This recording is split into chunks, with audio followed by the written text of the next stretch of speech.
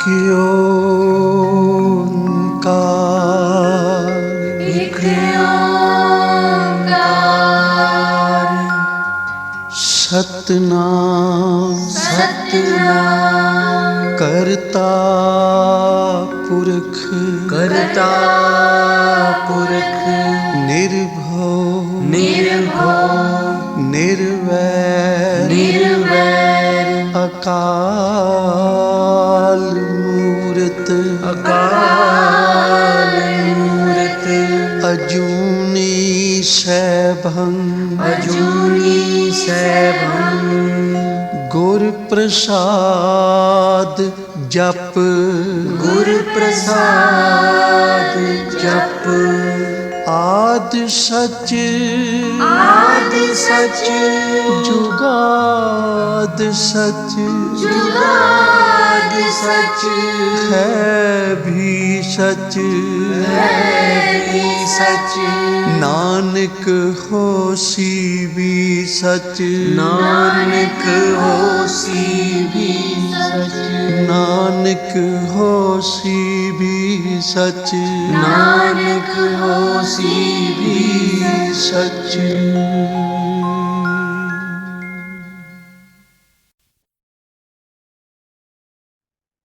जय गुरु जी, जय गुरु जी। संगत जी, आप सबका गुरु जी के दरबार में बहुत बहुत वेलकम। शुक्राना गुरु जी, लख लख शुक्राना मेरे महाराज। संगत जी भी अब हम लोग श्री शिव पुराण महात्म्य कथा शुरू करेंगे। पहला अध्याय उसका शुरू करेंगे और सबसे पहले मैं शुरू करूंगी श्री गणेशाय नमः करके। वक्रतुंड महाकाय सूर्यकोटि समप्रभा निर्विघ्नं कुरु मे देव सर्वकार्येषु सर्वदा। श्री गणेशाय नमः। श्री शिव पुराण महात्म्य। श्री शौनक जी ने पूछा, महाज्ञानी सूत जी, आप संपूर्ण सिद्धांतों के ज्ञाता हैं। प्रभु, मुझसे पुराणों की कथाओं के सार तत्व का विशेष रूप से वर्णन कीजिए। ज्ञान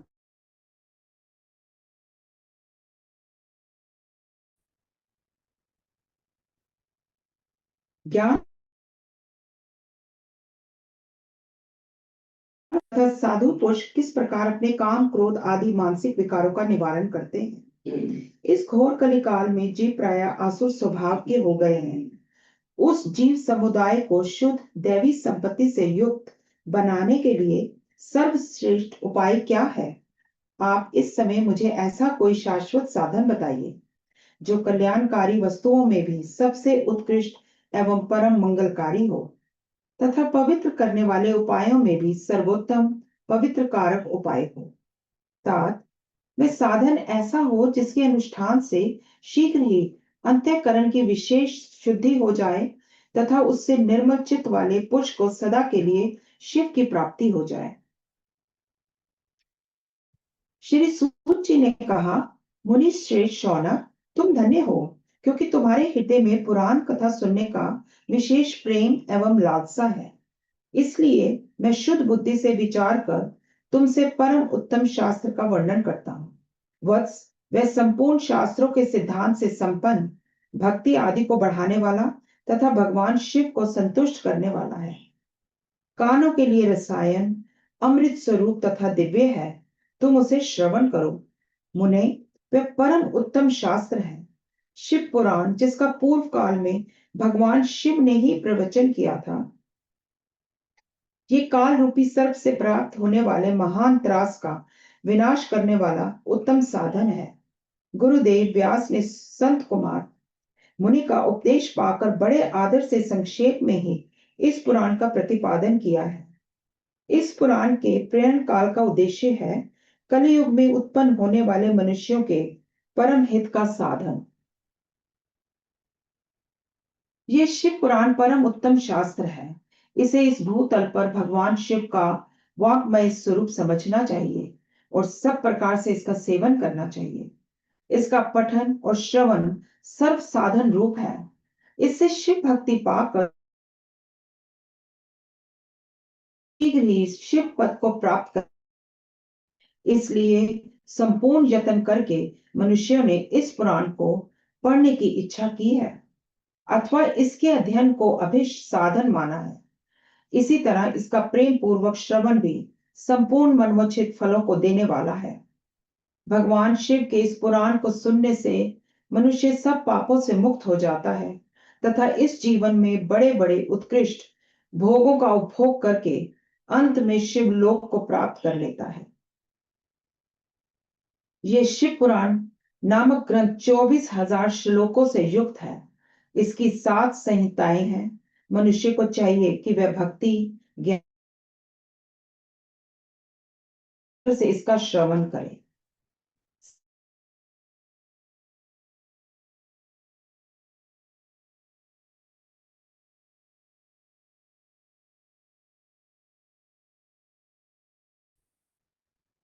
जो निरंतर अनुसंधान पूर्वक इस शिव पुराण को बांचता है अथवा नित्य प्रेम पूर्वक इसका पाठ मात्र करता है, वे पुण्य आत्मा है, इसमें संशय नहीं है। जो उत्तम बुद्धि वाला पुरुष अंत काल में भक्ति पूर्वक इस पुराण को सुनता है, उस पर अत्यंत प्रसन्न हुए भगवान महेश्वर उसे अपना पद धाम प्रदान करते हैं।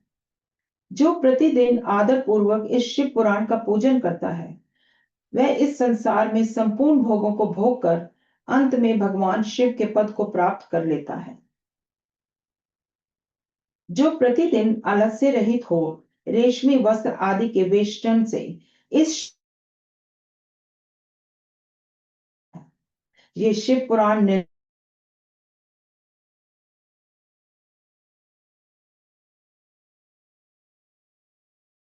जो प्रयत्न पूर्वक इसका सेवन करना चाहिए। ये निर्मल एवं उत्तम शिव पुराण धर्म, अर्थ, काम और मोक्ष रूप चारों पुरुषार्थों को देने वाला है। अतः सदा प्रेम पूर्वक इसका श्रवण एवं विशेष पाठ करना चाहिए। अध्याय 1 समाप्ति। शिव पुराण के श्रवण से देवराज को शिवलोक की प्राप्ति तथा चंचुला का पाप से भय एवं संसार से वैराग्य। श्री शौनक जी ने कहा, महाभाग सूत जी, आप धन्य हैं, परमार्थ तत्व के ज्ञाता हैं। आपने कृपा करके हम लोगों को ये बड़ी अद्भुत एवं दिव्य कथा सुनाई है। भूतल पर इस कथा के समान कल्याण का सर्वश्रेष्ठ साधन दूसरा कोई नहीं है। ये बात हमने आज आपकी कृपा से निश्चय पूर्वक समझ ली है। सूत जी, कलयुग में इस कथा के द्वारा कौन कौन से पापी शुद्ध होते हैं, उन्हें कृपा पूर्वक बताइए और इस जगत को कृतार्थ कीजिए। सूत जी बोले, मुने, जो मनुष्य पापी, दुराचारी, खल तथा काम क्रोध आदि में निरंतर डूबे रहने वाले हैं, वे भी इस पुराण के श्रवण पठन से अवश्य ही शुद्ध हो जाते हैं। इसी विषय में जानकर मुनि इस प्राचीन इतिहास का उदाहरण दिया करते हैं, जिसके श्रवण मात्र से पापों का पुण्यता नाश हो जाता है। पहले की बात है, कहीं किरातों के नगर में एक ब्राह्मण रहता था, जो ज्ञान में अत्यंत दुर्बल, दरिद्र, रस बेचने वाला तथा वैदिक धर्म से विमुख था। वह स्नान संध्या आदि कर्मों से भ्रष्ट हो गया था और वैश्य वृत्ति में तत्पर रहता था। उसका नाम था देवराज। वह अपने ऊपर विश्वास करने वाले लोगों को ठगा करता था। उसने ब्राह्मणों, क्षत्रियों, वैश्यों, शूद्रों तथा दूसरों को भी अनेक बहानों से मारकर उनका धन हड़प लिया। परंतु इस पापी का थोड़ा सा भी धन कभी धर्म के काम में नहीं लगा था। वह वैश्यगामी तथा सब प्रकार से आचार भ्रष्ट था। एक दिन घूमता घामता वह दैव योग से प्रतिष्ठा अनुकूल झूसी प्रयाग में जा पहुंचा। वहां उसने एक शिवालय देखा, जहां बहुत से साधु महात्मा एकत्र हुए थे। देवराज उस शिवालय में ठहर गया, किंतु वहां उसे ब्राह्मण को ज्वर आ गया। उस ज्वर से उसको बड़ी पीड़ा होने लगी। वहां एक ब्राह्मण देवता शिव पुराण की कथा सुना रहे थे। ज्वर में पड़ा हुआ देवराज ब्राह्मण के मुखारविंद से निकली हुई उस शिव कथा अत्यंत पीड़ित होकर चला। यमराज के दूत आए और उसे पाशों से बांधकर बलपूर्वक यमपुरी में ले गए। इतने में ही शिवलोक से भगवान शिव के पार्षद गण आ गए। उनके गौर अंग कर्पूर के समान उज्जवल थे, हाथ त्रिशूल से सुशोभित हो रहे थे। उनके संपूर्ण अंग भस्म से उदासित थे और रुद्राक्ष की मालाएं उनके शरीर की शोभा बढ़ा रही थी। वे सब के सब क्रोध पूर्वक यमपुरी में गए और यमराज के दूतों को मार पीट कर बारंबार धमकाकर उन्होंने देवराज को उनके चंगुल से छुड़ा लिया और अत्यंत अद्भुत विमान पर बिठाकर जब वे शिव दूत कैलाश जाने को उद्यत हुए, उस समय यमपुरी में बड़ा भारी कोलाहल मच गया। उस कोलाहल को सुनकर धर्मराज अपने भवन से बाहर आए। साक्षात दूसरे रुद्रों के समान प्रतीत होने वाले उन चारों दूतों को देखकर धर्मज्ञ धर्मराज ने उनका विधि पूर्वक पूजन किया और ज्ञान दृष्टि से देखकर सारा वृत्तांत जान लिया। उन्होंने भय के कारण भगवान शिव के उन महात्मा दूतों से कोई बात नहीं पूछी, उल्टे उन सब की पूजा एवं प्रार्थना की। तत्पश्चात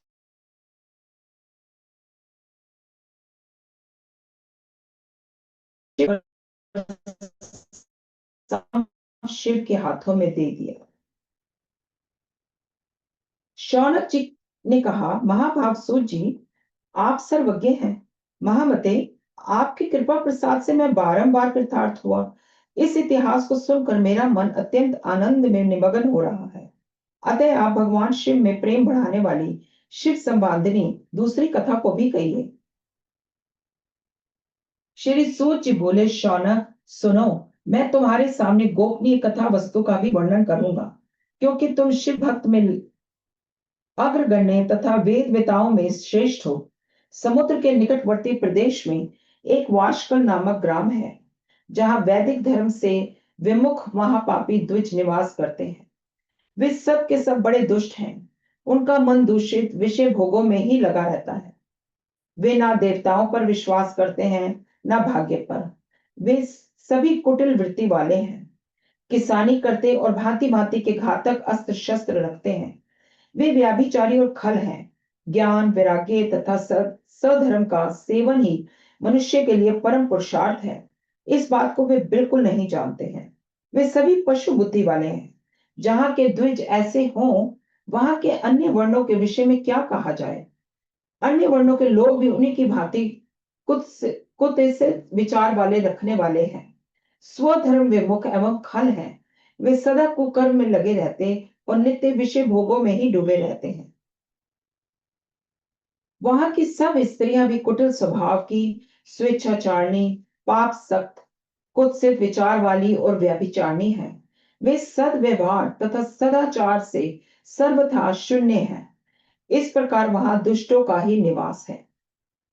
उस वाशकल नामक ग्राम में किसी समय एक बिंदुक नामधारी ब्राह्मण रहता था। वह बड़ा अधम था, दुरात्मा और महापापी था।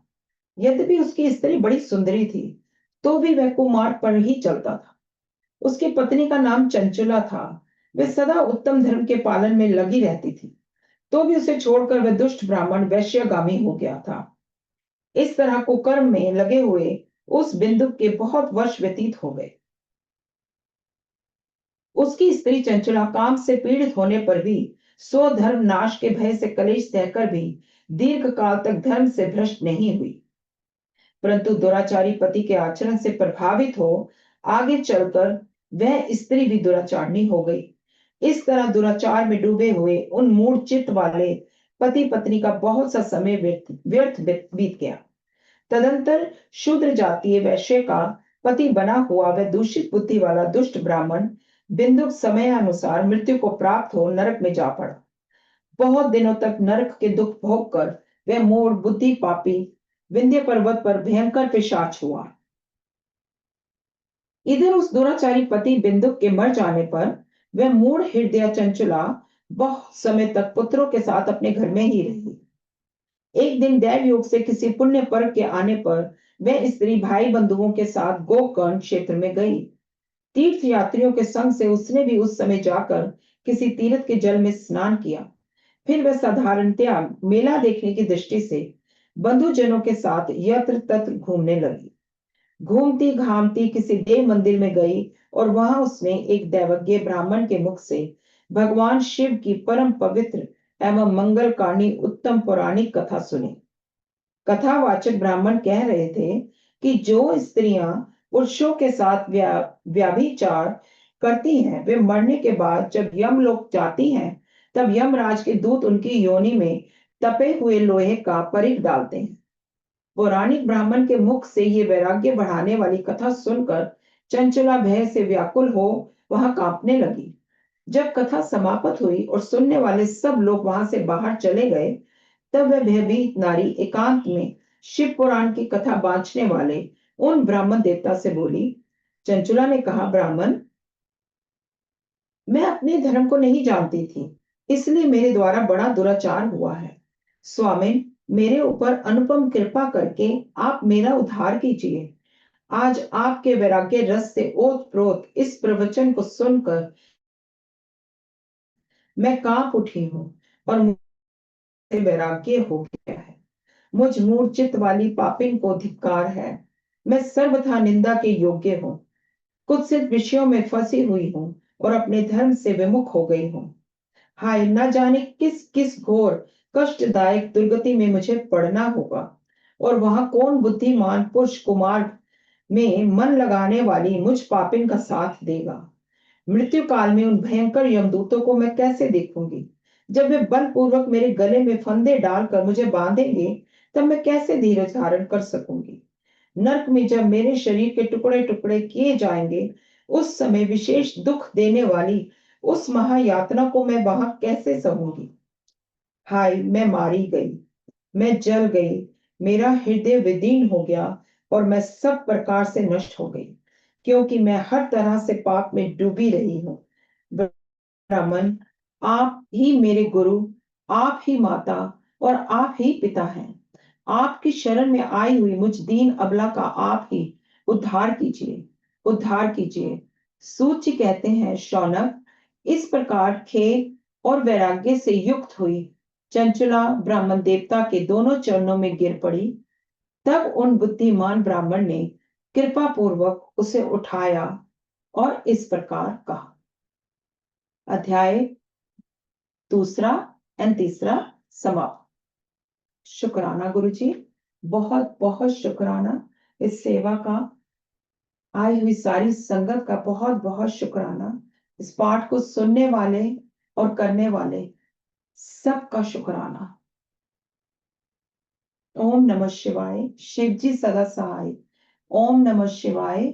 गुरु जी सदा सहाय।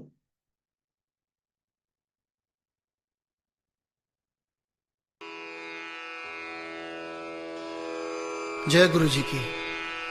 अब हम मंत्र जाप करेंगे।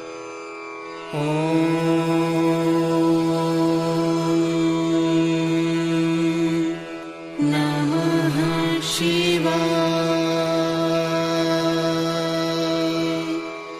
शिव जी सदा सहाय।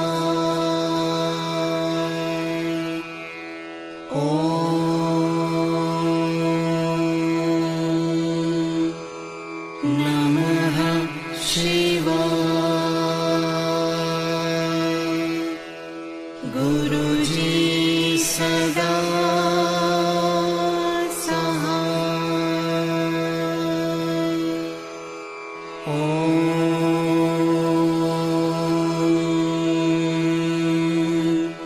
नमः शिवाय। शिव जी सदा सहाय।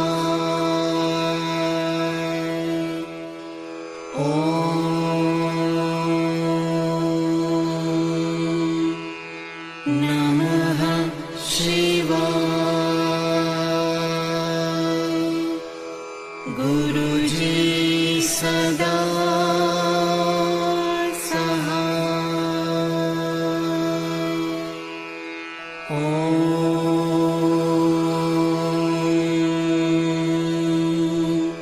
नमः शिवाय। शिव जी सदा सहाय।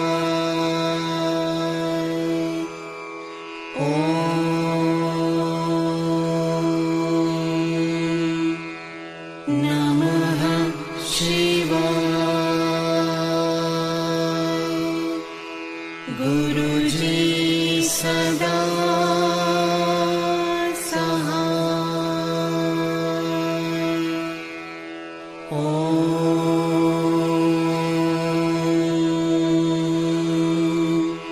नमः शिवाय।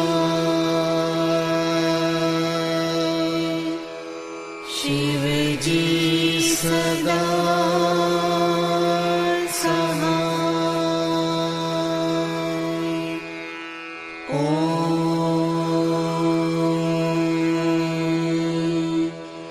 नमः शिवाय। गुरुजी सदा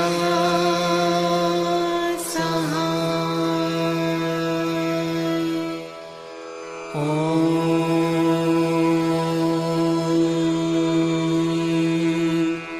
नमः शिवाय।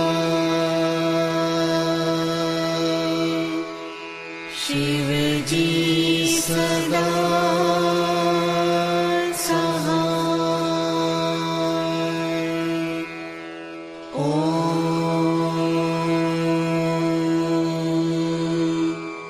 नमः शिवाय। गुरुजी सदा सहाय।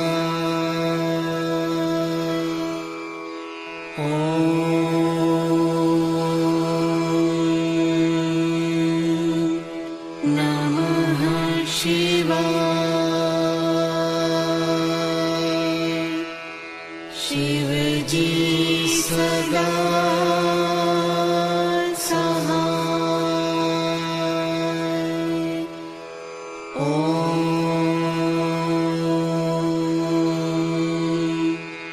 नमः शिवाय। गुरुजी सदा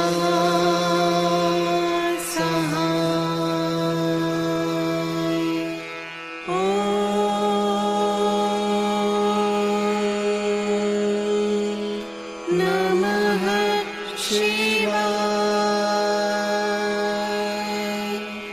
शिवजी सदा सहाय।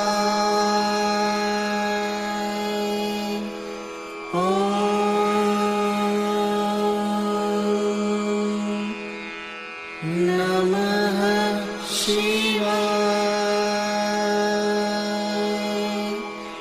गुरुजी सदा सहाय।